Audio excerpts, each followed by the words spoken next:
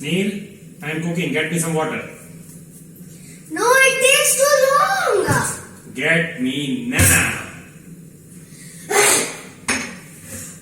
So guys, as you saw in the previous clip, I have to save myself. Presenting to you, Easy Flow. Now this is for busy people or lazy people. Now let's get into the details.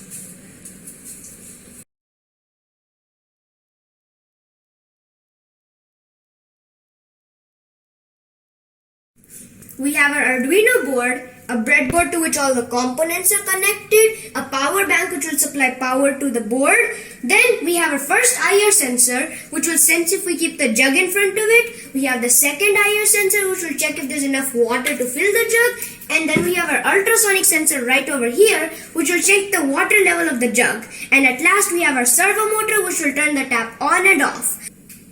So now let's check the first scenario. Right now there is not enough water to fill the jug. So let's see what happens. I keep it in front of the IR sensor.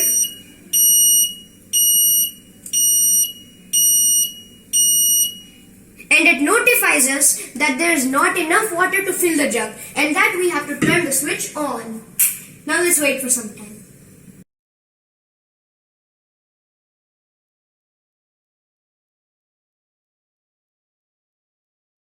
Don't mind my jugaad or makeshift technology, this is all I had at home. And also I love using carpenter tape and I like wasting it, and as my dad says, I am a tape waster. Okay, but now let's get to the real part.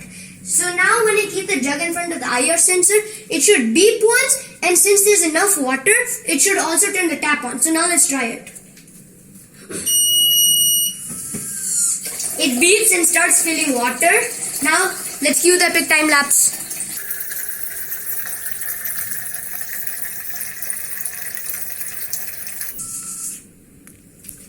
And there it turns it off. Yippee!